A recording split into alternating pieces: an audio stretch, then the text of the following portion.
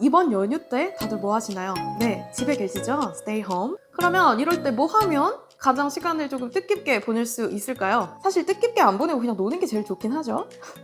자, 그래서 이번 영상에서는 제가 2020년에 읽었던 영어 원서 중에서 가장 재미있었던, 정말 재미있었던, 시간 가는 줄 모르고 몰아서 봤던 원서 탑3를 소개해볼게요. The best English books of the year. 제가 지난 2020년에 꽤 많은 영어 원서 소설들을 읽었더라고요. 제가 이 3월에 소개했던 One Day in December부터 시작을 해가지고 가장 최근에 읽었던 Something She's Not Telling Us 까지 상당히 많은 책을 봤는데 제가 그 중에서도 정말 재밌었던 원서를 지금부터 소개를 해볼 건데요. 재미있으면서도 너무 어렵지 않은, 이게 재미는 있는데 이 스토리 자체의 플롯은 재미있는데 이 문장이 어려웠던 소설들도 종종 있었거든요. 그래서 이 균형을 맞춘 쉬우면서도 재미있었던 소설입니다. 그리고요, 이 순위는요 바로 재미있는 순위예요. 재미 오른차 순위예요. 자, 그래서 3위는 제가 가장 최근에 읽었었던 Something She's Not Telling Us, 그녀가 우리에게 말하지 않는 어떤 것이라는 책이에요. 자, 이거는 제가 샘플을 결제한 지 얼마 안 됐어요. 제가 아직 완독은 못했는데 그럼에도 불구하고 소개를 합니다. 첫 도입부부터요 굉장한 그 흡입력이 있었어요.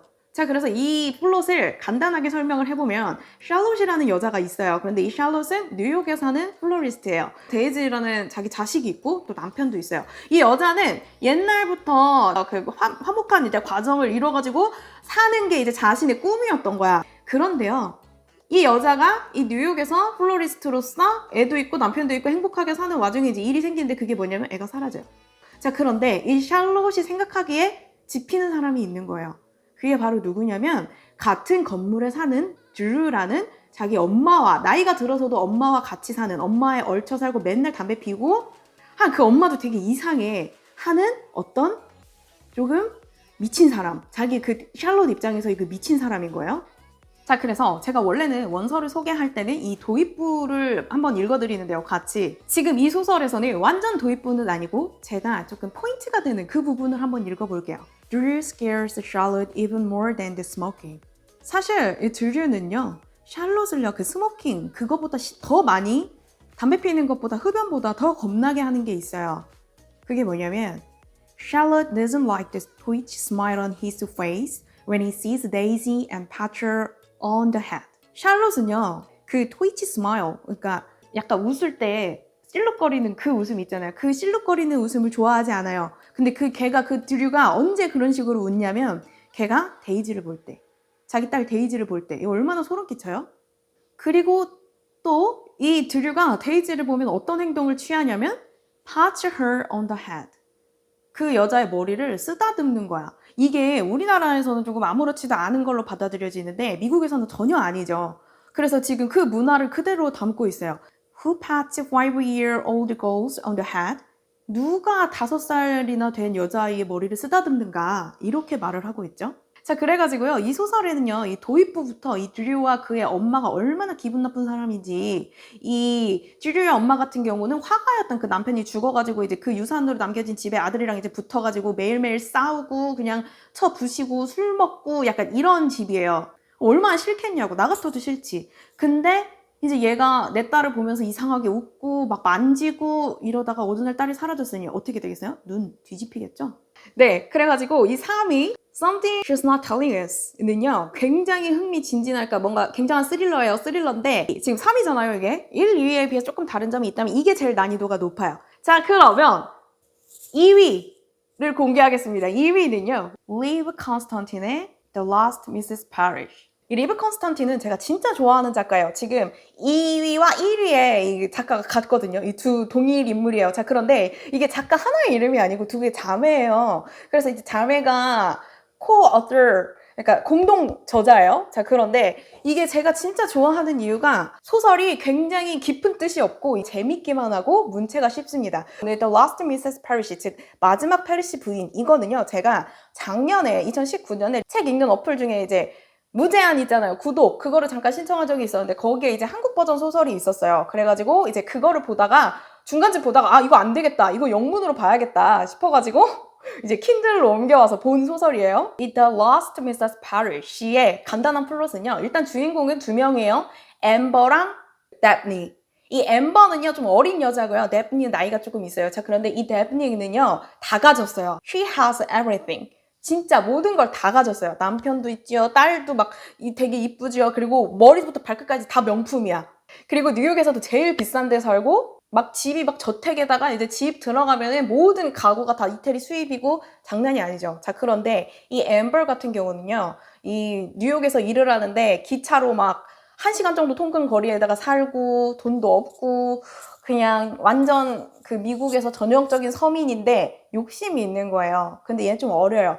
처음에는 이 엠버가 완전히 숙이고 들어가요. 완전히 숙이고 들어가다가 이제 점점 랩니의 모든 것을 빼앗으려고 하는 짓들이 굉장히 재밌고 마지막 책장을 그 덮는 순간까지도 응원하면서 보게 되는 그런 소설입니다. 자, 그래서요. 저와 함께 이 들어가는 첫 번째 도입부를 한번 읽어볼게요.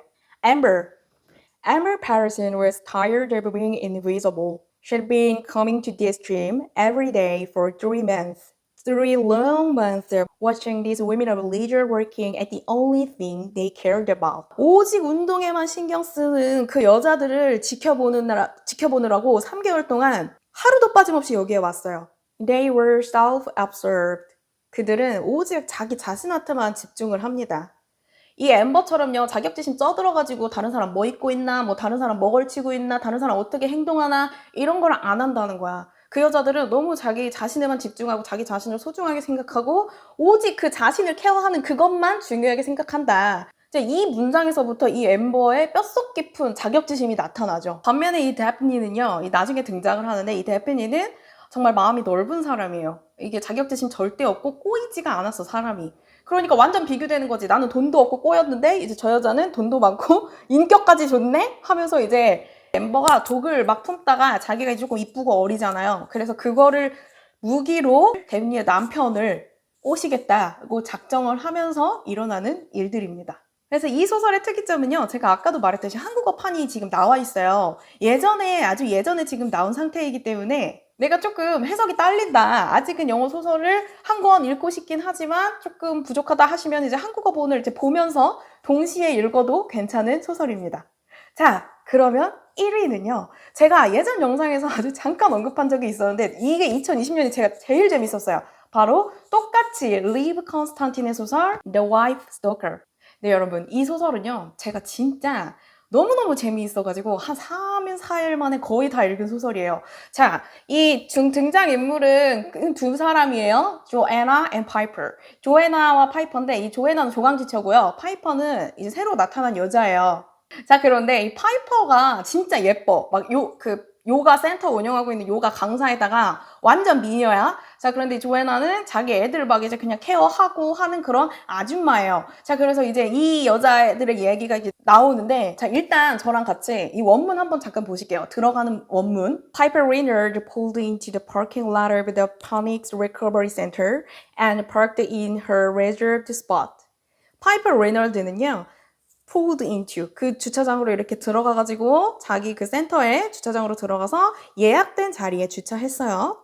When she'd been forced to leave San Diego 10 months ago, 그녀가 샌디에고를 10달 전에 떠나야만 했을 때 she wasn't sure where to go. 그녀는 어디로 갈지 절대 몰랐어요. Only that she wanted to be. 그녀가 오직 원했던 거는요. as far away from the west coast. 웨스트 코스트부터 멀어지는 거야. 최대한 as possible. 가능한 한. It had to be somewhere near the water, though.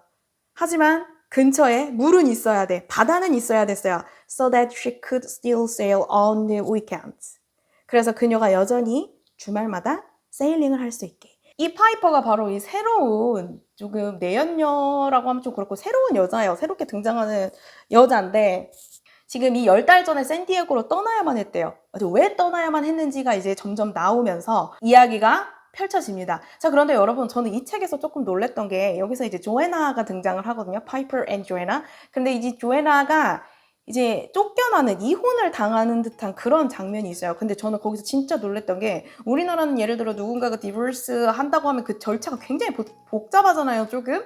그 막 유책 배우자는 그거를 못하고 막 이런데 여기에서 저는 진짜 깜짝 놀랐던 게 그냥 짐 다 싹 싸가지고 친정으로 보내 남편이 그냥 어느 하루아침에 벼락으로.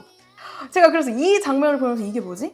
이게 뭐지? 라고 했는데 이 장면에 굉장한 의미가 들어있었더라고요. 네, 그래가지고 저는 이 책을 다 읽고 나중에 그 반전을 알고 처음부터 다시 보니까 진짜 소름 끼치는 거야. 아, 이거였어? 이러면서. 그래서 저는 이게 개인적으로 비밀의 숲 시즌2보다 재밌었어요. 네, 개인적으로. 그래서 이렇게 1위 와이프 스토커까지 3권을 추천을 해봤습니다. 여러분, 알고 있으시죠? 남들이 안 할 때 해야 내가 그동안 논 것들을 메이크업 할 수 있다는 걸요. 네, 여러분. 가족들과 함께 행복한 크리스마스 연휴 보내시고요. 이 영상이 도움이 되셨다면 좋아요, 구독, 댓글도 모두 환영이고요. 우리 그럼 다음 영상에서 만나요. 바이바이.